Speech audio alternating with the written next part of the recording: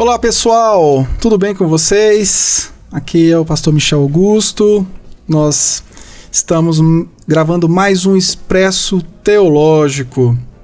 Nós queríamos agradecer a sua audiência, você que está nos acompanhando também através da 99.7 FM de Brasília, ou você que está aí do YouTube ou dos podcasts, SoundCloud, enfim, todo o nosso público midiático. Deus abençoe vocês. E hoje o Expresso Teológico tem o prazer de ter recebido na FTRB o doutor reverendo Emister Maia. E eu queria agradecer demais também ao Reginaldo Cruz, que é o diretor da Editora Cruz, que tem publicado, entre outras obras, as obras do reverendo Emister Maia. Reverendo, é um prazer receber o senhor. Muito obrigado, pastor Michel. Agradeço a sessão das instalações do seminário, seus alunos, que pude falar e usufruir da companhia deles, da sua e de um auditório tão atento. E agora desse espaço aqui, no qual eu posso conversar sobre alguns assuntos. Muito obrigado.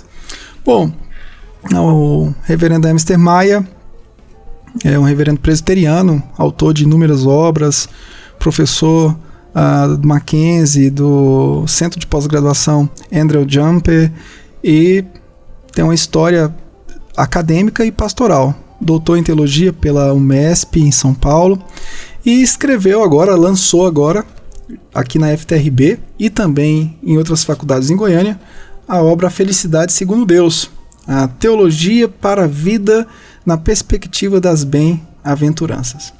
Reverendo, quando a gente fala em felicidade, a gente toca é uma palavra comum à humanidade, e essa palavra gera muitos distúrbios quando a gente trata em relação ao Evangelho, por exemplo, né? A forma como o Evangelho às vezes tem sido pregado como meio do ser humano alcançar uma felicidade circunstancial. E a sua obra, ela tem uma proposta de desvendar biblicamente, teologicamente e filosoficamente o que significa a felicidade segundo o Evangelho, né? É verdade. Usando a linguagem que já for usada pelo John Stott, nós podemos dizer que as bem-aventuranças se constituem numa proposição contracultural. Sim. Ela vai de encontro aos valores que o ser humano ao longo da história tem pregado em termos de felicidade, tendendo a associar a coisas, a bens materiais, a possuir, e não uma visão de uma relação. E que a nossa felicidade, ela começa pela restauração de nossa comunhão com Deus.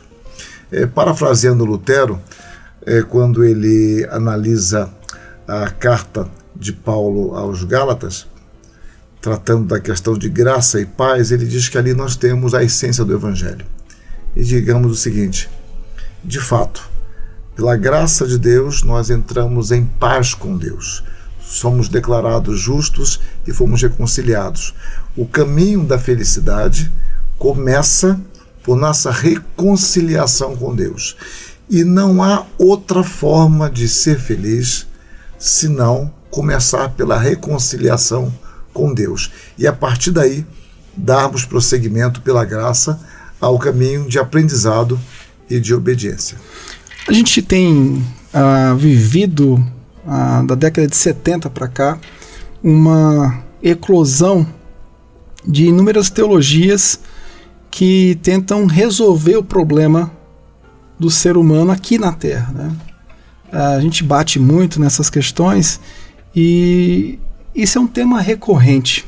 Quando a gente fala de bem-aventurança, segundo o Evangelho do Reino de Deus, pregado por Jesus, nessa narrativa de Mateus, isso vai afrontar e confrontar todo esse sistema de pragmático, religioso, que se prega hoje, né? No sentido de que, olha, você venha para a igreja porque você vai alcançar isso, venha para cá porque você vai alcançar aquilo. O evangelho sendo usado como um subterfúgio, né? É verdade. E a obra do Senhor parece que toca nisso, né? Sem dúvida. É porque o desejo do ser humano sempre é a autossuficiência. Sempre foi assim. O grande desejo do homem é se bastar a si mesmo. Só que dentro desta compreensão pecaminosa, diga-se de passagem, ele arrola coisas, ele arrola elementos. Olha, se eu não precisasse trabalhar, se eu tivesse vida própria, se eu tivesse uma casa, se eu tivesse um carro, se eu tivesse saúde, se eu tivesse esses bens, aí sim eu seria feliz. Você coloca sempre a felicidade em um valor agregado e nunca numa relação. Então, a religião, que ela mexe com as questões mais profundas do ser humano, ela é possível de ser manipulada como qualquer coisa, mas a religião, ela nos fala muito profundamente, porque o ser humano é um ser religioso, ele foi criado para se relacionar com Deus. A separação nossa de Deus pelo pecado não eliminou o sentimento religioso. Então o homem, ele carece de Deus, não sabe dar nome a isso, e a própria origem da palavra religião, dentro de uma vertente, nos fala de religar. Então é um caminho fértil. E aí surgem os falsos mestres, as falsas teologias, os falsos ensinamentos, tentando trazer a religião para um caminho puramente material. E se o homem quer ser feliz, e a associação natural de felicidade é com a posse de algumas coisas, é fácil eu dizer que o evangelho, então, ele vai nos fazer prosperar, ter bens, etc. Então, eu transformo um Deus um ser ex machina, que apenas me dá coisas e atende aquilo que eu considero ser um direito meu. Então Deus está a meu serviço e pronto. A ideia de culto, de glória de Deus, soberania, majestade de Deus está totalmente eliminado. Caímos assim numa religião puramente pragmática e utilitária. O interessante é que essa transição da modernidade para pós-modernidade, a gente não tem uma definição do que é pós ainda, porque o que a gente vive hoje parece que é uma miscelânea de teorias, de sentimentos. E o J. Cassone fala uma coisa muito interessante, que ele diz que esse momento indefinido chamado pós-modernidade, ele carrega muitas características da modernidade, pelo ideal iluminista, do entendimento de que o homem consegue ser feliz através do materialismo, buscando na razão o entendimento da vida, do mundo, da sua existência, e isso a gente vive como consequência, né? Então o que a gente vive hoje pode ser considerado como consequência? Sem dúvida, é porque é o seguinte, as datas, elas servem como referências indicativas, mas uma data, ela não encerra um sistema, nem começa. Vamos fazer uma analogia, eu sei que o tempo é curto, mas você fala de 31 de outubro de 1517. Então você fala, 1516, você fala da reforma. Muito bem, aliás, 1517, a reforma. Então Lutero fixou as 95 teses. Então a data da reforma está ali. Mas a reforma não começa ali. Ali nós temos um momento importantíssimo, mas as insatisfações com a igreja já existiam antes. E, ao mesmo tempo, o que se combate permanece. Então, vejamos, nós vivemos um período de transição. Nessa transição, os valores antigos vão permanecer durante algum tempo e, ao mesmo tempo, os valores, entre aspas, novos, já estavam no período anterior. Então, nós vivemos numa mescla de causa e consequência. O desejo humano, então, de autonomia, passa sem dúvida pela racionalidade, porque já que você citou aí a questão do iluminismo, uma palavra-chave no iluminismo é a definição de Kant, dizendo que o iluminismo é a maioridade. E o que era maioridade para Kant? É você pensar sem tutelas. Não deixa de ser um tipo de autossuficiência, como se fosse possível meu intelecto, ser a referência de si mesmo e não estar ligado, conectado com outras referências. Então o ser humano, ele busca nele mesmo elementos para a sua felicidade nele mesmo, ou seja, dentro daquilo que ele considera prioritário. E Deus só entra em cena quando Deus pode resolver algum problema. Resolver o meu problema. E aí vem a questão da loucura. Por exemplo, já que falamos de Kant, eu me lembrei aqui do Nietzsche e de todo um pensamento positivista também. Sim.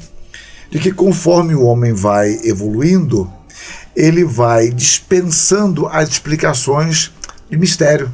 Então o homem passaria por 3 fases e chegaria à fase científica. E na fase científica eu não preciso mais de Deus. Então na minha fase da infância eu estou na fase religiosa, depois chegaria na metafísica, que eu ainda dependo do transcendente, mas na fase científica eu não dependo mais de Deus. Então o que seria isso? Enquanto eu não consigo ter uma explicação racional para a realidade, eu jogo isso para a esfera de Deus. Depois para a esfera metafísica. E quanto mais o homem vai evoluindo, a religião vai desaparecendo. Esse era o sonho iluminista. E até um ponto em que Deus seria no máximo uma massa corrida para cobrir determinadas imperfeições. Até o ponto que o homem dominasse tudo, não precisaria mais de Deus. Mas curiosamente, isso aí é um contraponto fascinante, só que mal empregado, é que conforme a ciência vai evoluindo, os homens vão descobrindo também que as respostas de que tanto ele carece, ele não pode encontrar na razão, nem na ciência, nem no progresso, nem na riqueza. Ele é um ser que carece de Deus. Mas o contraponto negativo disso é as más teologias, a manipulação, no caso, das Escrituras, eu sei que não é somente das Escrituras, mas dentro do cristianismo, para apresentar uma solução imediata e que não resolve o problema. Que não resolve o problema. Bom, nosso tempo acabou. Eu sei que vocês podem estar aí, meu Deus, já? Nosso programa é um programa de 12 minutos e eu tenho a convicção de que você vai procurar o material. Você vai poder encontrar no YouTube/FTRB essa palestra completa que foi filmada. Nós aqui estamos colocando somente alguns pequenos lampejos do que foi a palestra do Dr. Reverendo Mr. Maia e com certeza vai abençoar a sua vida muito e muito. Reverendo, mais uma vez, muito obrigado pela participação.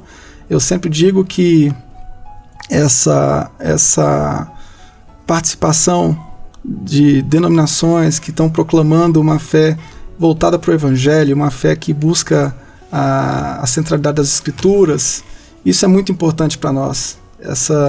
Esse ambiente onde presbiterianos, batistas, anglicanos se encontram, assembleanos também, as denominações históricas estão agora, pouco a pouco, convergindo. Certo. Né? As que já eram da fé reformada e se perderam, estão voltando, e outras que não tinham tanto contato com a fé reformada estão se encontrando, se estruturando numa base histórica que nunca tiveram.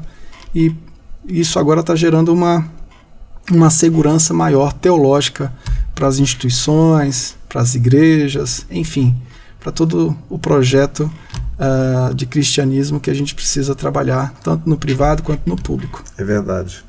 Eu fico contente com a presença do senhor aqui. Muito bem, eu agradeço a oportunidade, a abertura deste canal para podermos conversar um pouco. Que Deus abençoe você e abençoe a todos os nossos ouvintes.